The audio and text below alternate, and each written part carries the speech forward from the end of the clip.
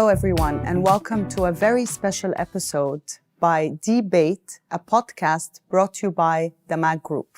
Today, we are in one of our show villas in the DAMAC Hills 1. And as you may see, or perhaps you're listening to us, we are in a very homey and warm living room.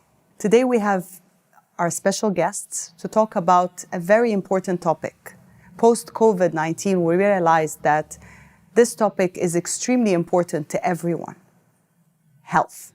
What is health? And since we are in a family atmosphere and a living room, we also want to talk about communities, family. What makes a home? A home is made up of love, memories, ups and downs, fights, makeup, everything in between.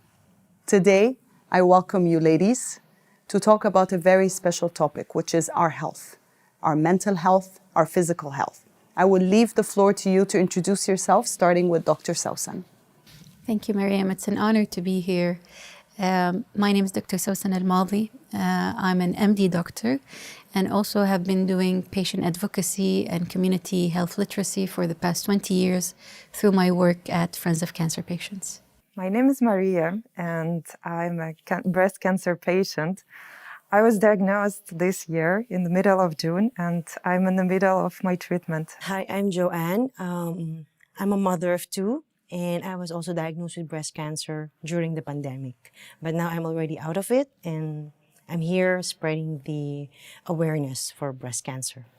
We are here today to talk about your journeys, your stories, your hopes and aspirations for the future, but also to share some of your experiences and to raise awareness on a very special topic. So I would like first to start with Dr. Sausan. And we were having a conversation before we started the shoot, and we were talking about what is health, because a lot of people don't know what is health. So can you tell us what is the definition of health? So that's a very interesting topic because I think you need 10 podcasts just to cover that. This is a definition that was actually produced by the WHO. And of course, now after the pandemic, everybody knows who is the World Health Organization. And this is a definition that was actually coined by the WHO back in the last century, in the 60s of the last century.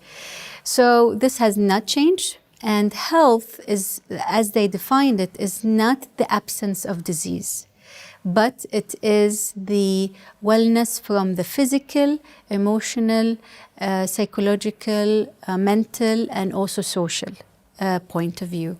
So I add also spiritual. So all these components is what makes a person healthy.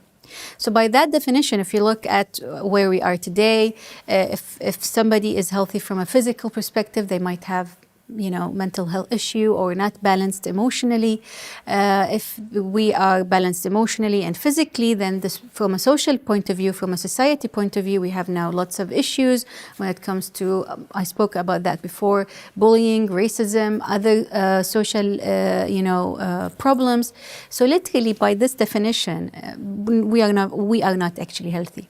And you were saying, Maria, that mental health is extremely important because if you're not okay mentally and your wellness is not okay, physically it will affect you. Can you share some of those ups and downs since June until now, and how are you coping mentally and physically, of course? For me, as I mentioned, I was diagnosed recently in the middle of June, and that was a shocking diagnosis for me.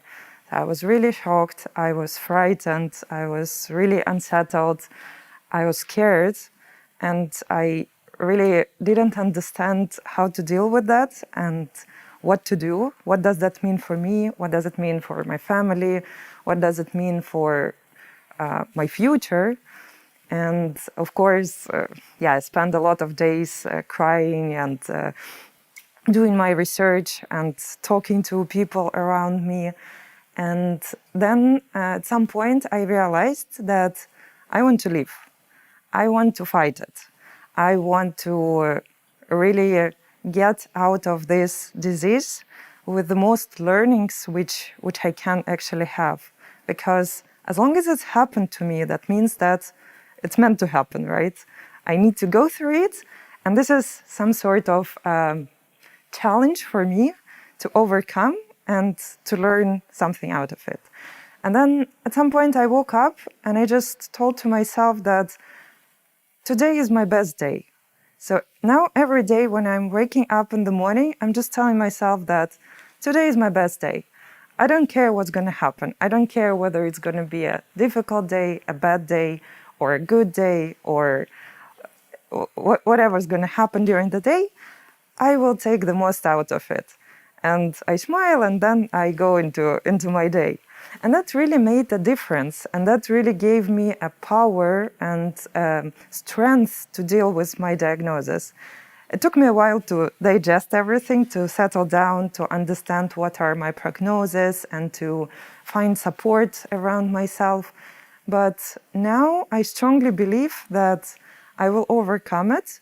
And I'm almost actually on the way to finalize all my treatments. I'm almost finalized that. First of all, I salute you on your positivity and your strength, because honestly, I'm in awe. You know, you wake up every morning and you're like, this is going to be my best day, you know? So that actually gives you strength to move forward. Joanne, you had a very difficult time because you were in COVID. You couldn't see anyone. You were worried about your health. Your husband lost his job. How did you balance that at home as well, that stress level, with your children who were at the time 5 and 6 or 4 and 5? Yes, that's right. So at that time, we were like still together in the house. We are confined in our apartment, and my children were doing online schooling as well. So it was really hard because they couldn't understand why I'm always out, and they always see a lot of, you know, bandages. And then I just make it, you know, for them, like a fun part. I let them shave my head also. Yeah. So that's what I did, you know, just to make it look like it's nothing. That's great. Yeah. I let them shave my head together with me, and they're laughing about it. And you turn the pain into yes, fun. because I have to do it. I don't want to show to them that I'm scary. I'm already looking scary, right? So I have to make them, you know, laugh about it. And then I bring them also sometimes to the hospital because we don't have carer that time. So I always bring them with me so they see it. And my husband is there, of course, to support me. He doesn't say anything much. Of course, we had some issue, but our families are also there to support us. They are sending us help.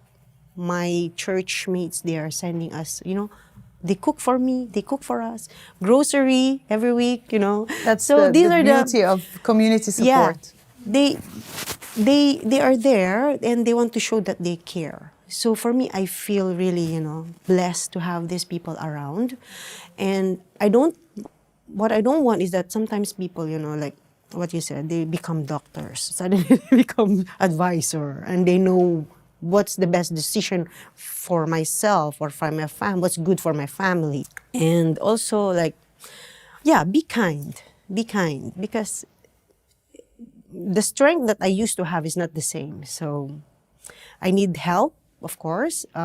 Sometimes I could not carry stuff and all these things. So these things, small things, you know, like maybe carrying my bag or cooking for me, or these things can help a lot. You know, I mean a lot. Small things mean a lot. Small things in these situations, in the disasters of all disasters, always mean a lot. I love what you said right now. I picked up on it, which is basically stop the advice. Stop the advice, but also don't over dramatize the situation. You're already afraid. You're already uncertain of what's going to happen in the future. And sometimes it's true, sometimes because we are so worried about you that we make it about us. And it should not be. It's about you. It's not about us. I think this is a great point to close on. Honestly, we were talking about kindness, right? And before and during the session, kindness is very important, but we keep talking about kindness towards others when in fact we should start with ourselves first. Absolutely. So be kind to that inner child, be kind to yourself, balance your wellness, whatever makes you happy, like we said. I want to thank you very much, all of you, Joanna, Marie, Dr. Sausan, for being with us today to talk about something extremely important, which is our health, mental and physical. To talk about family, to talk about the community, to talk about love and peace and kindness and empathy, vulnerability before strength. It's very important. And this is what makes up a home.